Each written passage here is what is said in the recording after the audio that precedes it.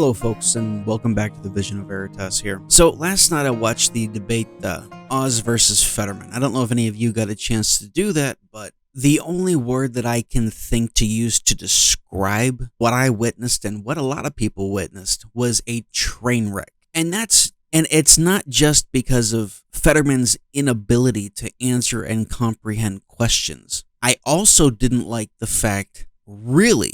like the fact that Oz is a lukewarm Republican just like Pat Toomey. The unfortunate part of this is Oz has the makings of a rhino, and collectively we have to stop that. That's a huge problem that is absolutely not what our nation needs. But of the two choices, I mean, it's obvious who I do support, and there's a lot of valid reasons for that. Now, I actually am going to go through the whole debate here. Yes, it is going to be long, but I think it's really important that we do that. I want to preface this by stating my commentary will have absolutely nothing to do with the effects and the aftermath displayed with regards to Fetterman's stroke. On a purely human level, it's very unfortunate what happened to him. On a policy level, his policies are just as bad now as they were prior to his stroke. So my commentary will have nothing whatsoever to do with his stroke. Now, when we watch this here, I truly believe that Fetterman as a whole doesn't know the answers to some of these questions. The reason why I'm saying this is because you can tell when he gets a little flustered and then it's almost like a default. He defaults to kind of throwing a cheap shot out at his opponent, Oz. And usually it's a personal attack. Now, as far as political debates go, I'm all for attacking your opponent as long as it's about the politics of the opponent. That's what these debates are for. But I have a problem with the cheap shots because you don't know the answer to the question or you simply don't understand the question. So you default to an ad hominem answer. And it doesn't do anybody good. It makes you look like a moron. Right. We have a follow-up question. This one now is for both of you. This is from News Nation viewer Ann Andrews, a registered nurse from Conneautville near Erie. Ann is a vocational educational instructor for a university and a practicing registered nurse. If you were elected, could you please tell me what you would be doing for vocational education in the state of Pennsylvania as well as our nation? So, Mr. Oz, if elected, what would you do for vocational education? You have 30 seconds. I've visited vocational schools. I have an answer. But, John, because obviously I wasn't clear enough for you to understand this, there's no question that cutting out the middle levels of higher education and providing digital programs would reduce the cost of education. It's a concrete set of ideas that I'd like to move on. With regard to vocational education, this is really important for us to allow our trade unions to get more closely linked with the vocational schools. I was in a vocational school in Westmoreland, and they have about 1,000 kids. They could take 2,000 kids. Funding those programs is the smartest way to invest our tax dollars. We'll turn out twice as many children who have a job as soon as they graduate. It supports our trade unions who want those kids in their positions anyway. It makes the whole program work. Thank you, Mr. Oz. Mr. Fetterman, if elected, what would you do for vocational education? You have 30 seconds. Again, I think it's just the same the way that university 4 degrees as well too. Supporting that and partnering with the unions and making sure that vocation training are is affordable and providing the resources to make sure everyone has the opportunity. Going to college isn't the right choice for every person, but going to those kind of vocational schools, able to create a career to reach a lot of high salary, and again, supporting to reduce those costs are critical too. All right, thank you, gentlemen. Dennis. Moving now, multiple members of Congress, specifically Democrats, have called for the Supreme Court to be expanded. Candidates, we want to know where you stand on this. Mr. Fetterman, should the Supreme Court be expanded? And if so, by how many justices? You have 60 seconds. I don't believe, I don't stand, and I don't believe in that. I fundamentally believe that even though I don't agree with the ideological breakup of the Supreme Court, I believe it's not about changing the rules. It's about acknowledging where we're at, much the way the Republicans want to try to change the Constitution about how our Supreme Court in Pennsylvania was going to be done, and I don't support that. So I think it's critical that we be consistent, and I do not believe in supporting the Supreme Court. Mr. Oz, same question to you. Should the Supreme Court be expanded?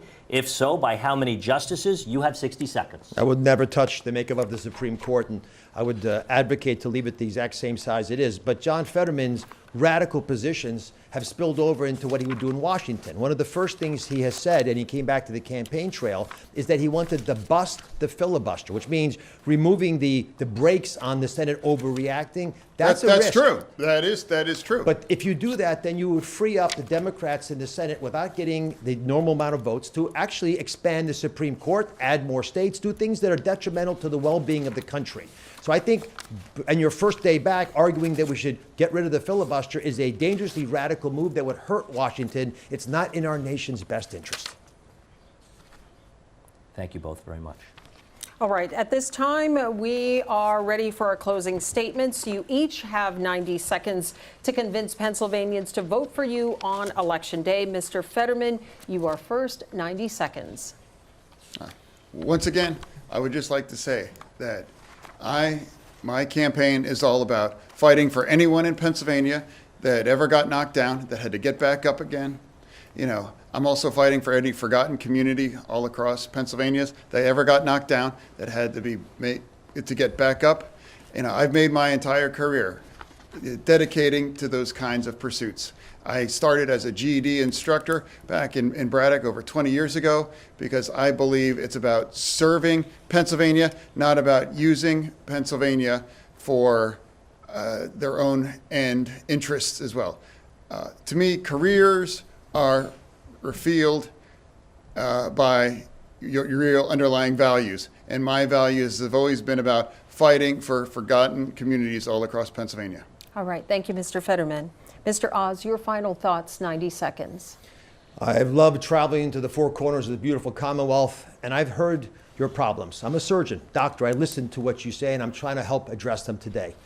I've talked to seniors worried their Social Security checks wouldn't go far enough with the raging inflation. I've talked to couples when I make their first down payment on a new house and they can't afford it anymore because of interest rates. I've talked to families. You want to cut petrified. Social Security. Mr. Fetterman, it's his turn for his closing.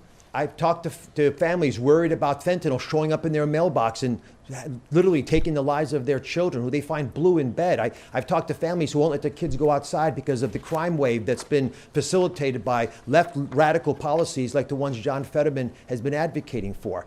But here's the deal, right? None of this has to happen. This is all very addressable. I'm a surgeon. I'm not a politician. We take big problems, we focus on them, and we fix them. We do it by uniting, by coming together, not dividing. And by doing that, we can get ahead. But I've got one question to challenge you with, just one question. If you take what I'm saying to heart, ask yourself this and others in your family. Are you unhappy with where America's headed? I am. And if you are as well, then I'm the candidate for change. I'm a living embodiment of the American dream.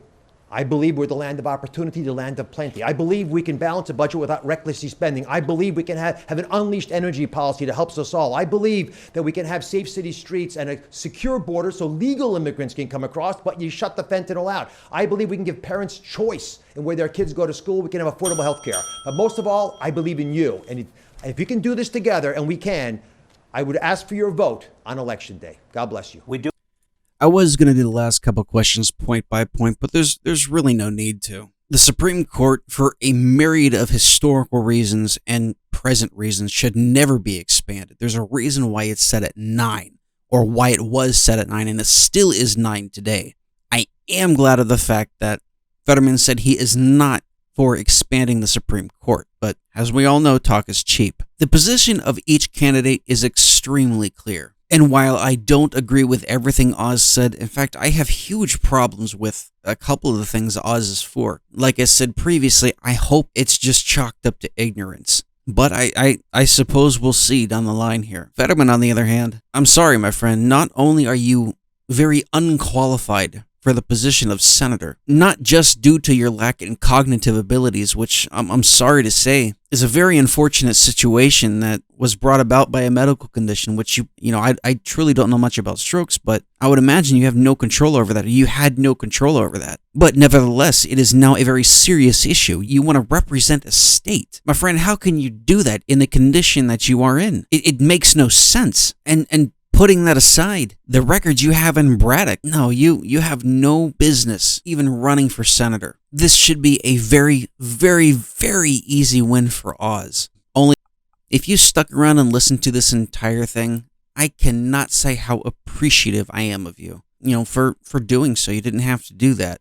Please listen to it, share it to your friends, take it to heart. If you've learned anything from this, please like, share, and subscribe. Like I said earlier, please send this to your friends. I need all the help I can get with expanding this channel, and that's what I would truly love to do, but I can't do it without you. So, once again, at the risk of sounding like a parrot, please like, share, and subscribe. I would greatly appreciate it. Thank you for sticking around. Have a good day, and take care.